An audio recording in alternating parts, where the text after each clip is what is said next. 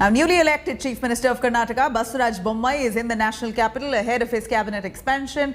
Bommai has power-packed meetings lined up for him. He first met with Defence Minister Rajnath Singh at 11 a.m. His next pit stop there was Home Minister Amit Shah.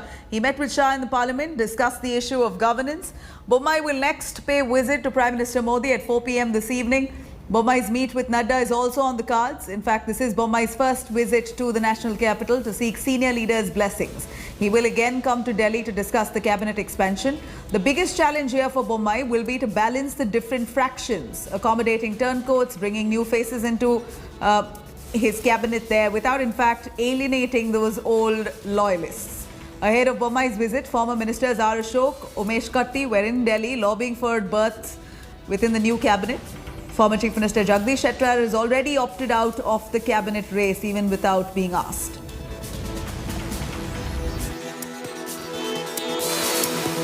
गृह मंत्री ने उन्होंने बताया कि अच्छा सा good governance देना है। मैंने बोला है जो फेथ आपने रखा है मैं उसके लिए मैं दिन रात कोशिश करूँगा। दूसरी बात जो आपका गुड गवर्नेंस है वो 100% कर्नाटक में गुड गवर्नेंस है। एक प्रधानमंत्री जी से गृह सचिव और डिफेंस सचिव और हमारा प्रेसिडेंट नड्डा जी से मिलके उनका धन्यवाद देना है, अभिनंदन देना है। और दूसरा ये है कि हमारा एमपी साहब से सब मिलके जो कर्नाटक का इश्यूज है कर्नाटक मीडिया से उससे बातचीत करके आगे कैसे जाना वो सब रास्ता निकलना है उसमें। और नड्डा जी से मिलेंगे और कर्नाटक की जो आज की स्थिति है और पार्टी जैसे मजबूत करना है वो सब इश्यूज पर बात करेंगे। ತೀರ್ಮಾನ ಮಾಡೋದು ಬೊಮ್ಮಾಯಿ ಅವರು। ನಾನು ಯಾವುದಕ್ಕೂ ಮಧ್ಯಪ್ರವೇಶ ಮಾಡಲ್ಲ। ಇವತ್ತು ಹೇಳಿದ್ದೀನಿ ನಮ್ಮೆಲ್ಲ ಕಾರ್ಯಕರ್ತರು ಇವೇನೇ ಮಾತಾಡೋದಾದ್ರೂ ಮಂತ್ರಿ ಮತ್ತೊಂದು ಮುಗಿದಂತ ಬೇಕಿದ್ರೆ ಹೋಗಿ ಬಸವರಾಜ ಬೊಮ್ಮಾಯಿ ಅವ್ರನ್ನ ರಾಜ್ಯದ ಮುಖ್ಯಮಂತ್ರಿ ಕಾಣಬೇಕೆ ಹೊರತು ನನ್ನ ಮಾತಾಡೋದು ಮಾಡೋಕ್ಕೂಡದು ಅಂತ ಹೇಳಿದ್ದೇನೆ। ಬಸವರಾಜ ಬೊಮ್ಮಾಯಿ ಯಾರು ಸೂಕ್ತ ಅಂತಾರೋ ಅವ್ರ ಮಂತ್ರಿಮಂಡಲ ತಗೊಂಡು ಕೆಲಸ ಮಾಡೋದು ಸಂಪೂರ್ಣ ಸ್ವಾತಂತ್ರ್ಯ ಅವ್ರಿಗಿದೆ। They have formed the government only with the help of the MLAs from the Congress party. So are they going to keep up the word what they given to them? Or they're going to have new youngsters? Because I just saw yesterday former Chief Minister Mr. Jagdish Shettar, he said he's not going to be the part of the cabinet. And I heard various things about what the Nalin Kumar Katil, their president, talking about Mr. Ishwarappa also. All right, I'm going to cut across to Nagarjan Dwarkanath from Bengaluru, reporting live, bringing us all the updates. Nagarjan, you've been spot on most of those developments. Do tell us who's going to be dropped, who is going to be in Basavaraj Bommai's new cabinet. A lot of commotion even before the formation. Well, true, Nabila. In fact, the discussions have begun, but it would take a week's time before the full cabinet is formed, is what we are told. The Chief Minister was right now in Delhi.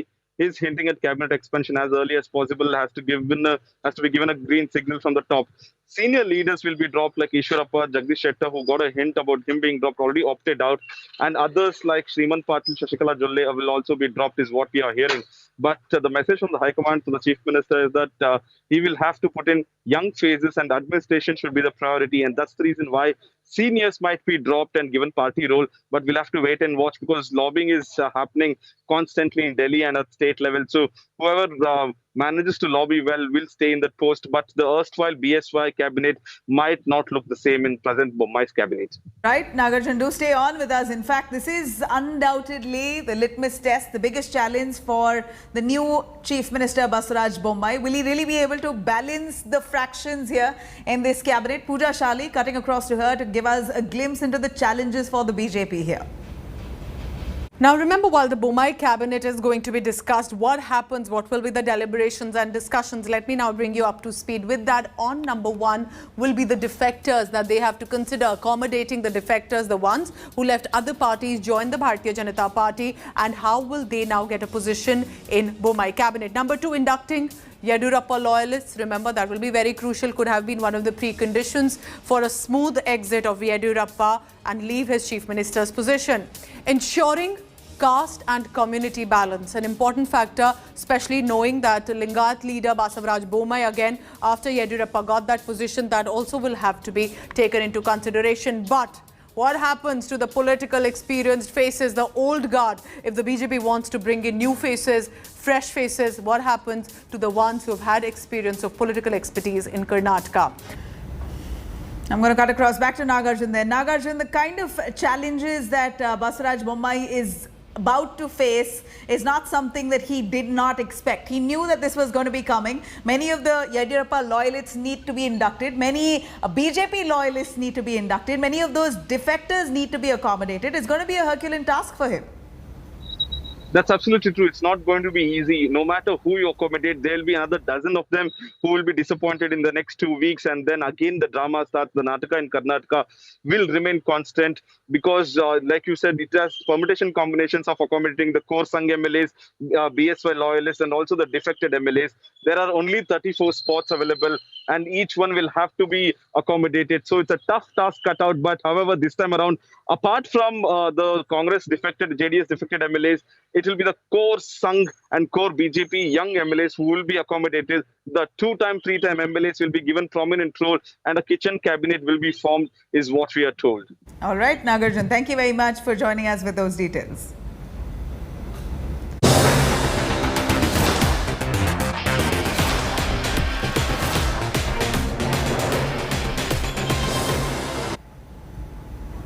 Now, day 9 of the Parliament monsoon session was once again marred with disruptions and sloganeering in both the houses. The leader of the opposition, Adhir Ranjan Chaudhary, today once again demanded discussion on Pegasus and farmer issue. Parliamentary Affairs Minister Prahlad Joshi reiterated that the government was ready to hold discussions on any issue. But the Speaker ruled it out, saying there would not be any discussions before the question-hour session. Now, Lok Sabha was adjourned for the day after the ruckus. TMC's Derek O'Brien accused the centre of running away from a debate on Pegasus. And it wasn't just the Lok Sabha. The upper house of the parliament also witnessed uproar. Chair Venkaiah Naidu urged MPs in the house to maintain dignity of the house. Amid all this politics over the Pegasus Snoopgate, a Supreme Court bench led by CJI Ramana has agreed to hear a plea filed seeking probe into Pegasus scandal. Answer to that question that there is no. Sir शुरू की दिन से sir विपक्ष की तरफ से हम ये मांग करते आ रहे हैं कि पेगासस जासूसी कांड की सदन के अंदर चर्चा हो। उसके साथ साथ सर किसान की मुद्दा है, कोविड की मुद्दा है, महंगाई की मुद्दा है, कोई असुविधा नहीं है सर। सदन में हम चर्चा चाहते हैं, लेकिन सरकार की इस तरीके की रुख बदलना चाहिए। सदन में हम चर्चा चाहते हैं। Government is ready for discussion, but most unfortunately they are not allowing the parliament to run, and the question hour is the right of the members. All more than 350 members want the question hour. Despite of that, behaving like this, it is most unfortunate. I once again appeal, whatever is decided in the first BAC, and under your leadership and your guidance, whatever you suggest, government is ready for the discussion. All right, DMK Minister K.N. Nehru has now triggered a fresh controversy here after making derogatory remarks on the people of Bihar. On July 23rd, K.N. Nehru said that people from Bihar are not as intelligent as Tamilians. The remarks came at an employment camp in Trichy. The minister also added that Lalu Prasad Yadav, as the railway minister, had packed various railways departments with Biharis, especially at the lower level jobs, even though Biharis are less qualified than Tamils. Nehru, who is Tamil Nadu's municipal administration minister, accused Bihar residents of snatching away jobs from Tamilians. This remark comes even as TMC MP Mahua Moitra allegedly called BJP MP Nishikant Dubey a Bihari Gunda during a parliamentary committee meeting.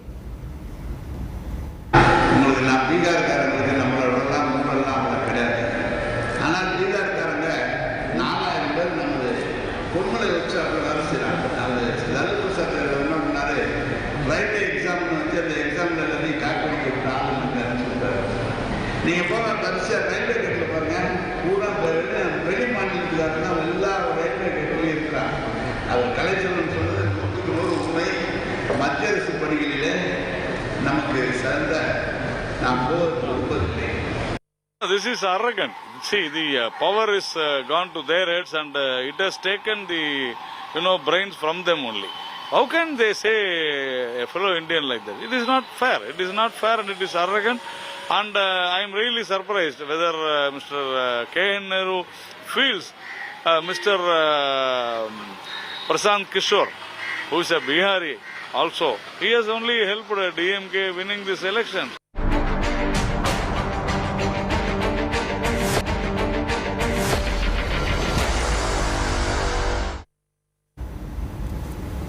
Now, after a third straight day, Kerala reported over 20,000 fresh cases of COVID-19. In the last 24 hours, 22,064 new cases and 128 deaths have been reported. The positivity rate in the state now stands at 13.5%. Weekend lockdown is already in place to curb the rising COVID cases. Health Ministry data shows that Kerala has 9,472.2 cases per lakh of its population. India, on its part, has 2,365.3 cases per lakh of its population. Speaking exclusively to India Today, Kerala Health Minister Veena George claimed a smear campaign against Kerala. This remark comes after the centre blamed super spreader events for the surge and sent a 6-member team to Kerala to assist the COVID fight. We need to really examine the reasons why.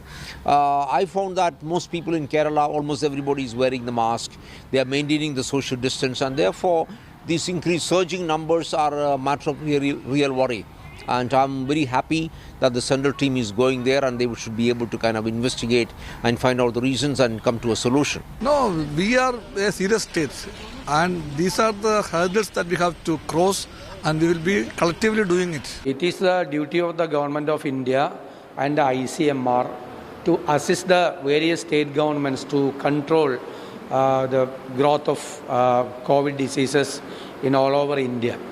So we need the technical help, all other ways of help from the Government of India. See, there is a spurt of COVID cases in Kerala. So we have got 3 border districts and have talked to all the 3 deputy commissioners to be on the alert and make stringent measures in the border area and also equip medically the district facilities, medical facilities, and I'm going to have a detailed meeting once I go back. Now let's take a quick listen to the Kerala Health Minister, what she had to say about concerning COVID situation within the state. Let's cut across.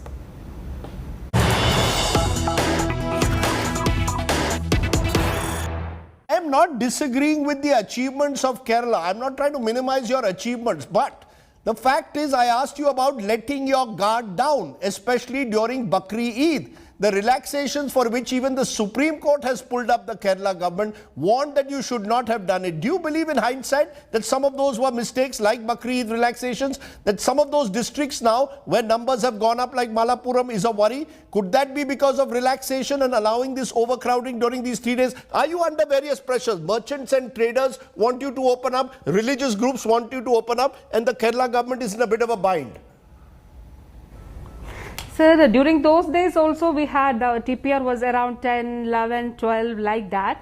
And here we have a coordinated effort, all the coordinated activities of all the departments, the police department, the LSDD, the health, and also the people are cooperating very much to control the disease. And I'm so sorry to say that it's quite unfortunate that there is a campaign against the state saying that the system has failed and all. But when you see the virologists, the experts, when they say that Kerala is a system in Kerala is very good still now. Why? Because the density of population in Kerala is very high and it is double the national average. So here we have more than 860 people in 1 square kilometer. Now, India Today has accessed BJP's 2022 blueprint for Uttar Pradesh Assembly polls. The party has now announced to kickstart nationwide Jan Ashirwad Yatra from August 15 to inform voters about the government's achievements. The party chief, JP Nadda, has now asked leaders to draw a bigger line than 2017. Here's a listen.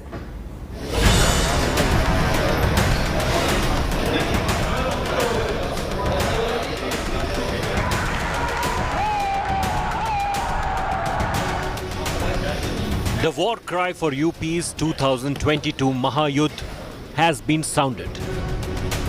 The BJP is getting its battle plan ready. India Today has accessed Saffron Party's 2022 blueprint. Yogi Adityanath, the BJP's general in India's most populous state, was in the capital to attend a crucial poll meeting chaired by party chief JP Nadda. The huddle was also attended by 39 MPs from the state and senior organizational leaders. During the meeting, Nadda told the party leaders to draw a bigger line than 2017 in the state. The BJP chief asked the lawmakers to go to every village and inform voters about the government's achievements, announcing that the Saffron Party will kickstart a nationwide Jan Ashirwad Yatra from 15th August, covering all states, including Uttar Pradesh. The big BJP huddle comes weeks after Prime Minister Modi's visit to his constituency of Varanasi, where he heaped praises on Yogi Adityanath. आज योगी जी खुद कड़ी मेहनत कर रहे हैं। काशी के लोग तो देखते ही हैं कैसे योगी जी लगातार यहां आते हैं, एक एक विकास योजना की समीक्षा करते हैं, खुद ऊर्जा लगाकर कामों को गति देते हैं। ऐसी ही मेहनत ये पूरे प्रदेश के लिए करते हैं। With less than 6 months left for the mega semi-final clash before 2024, the BJP has set its eyes solely on the prize. With Himanshu Mishra, Bureau Report, India Today.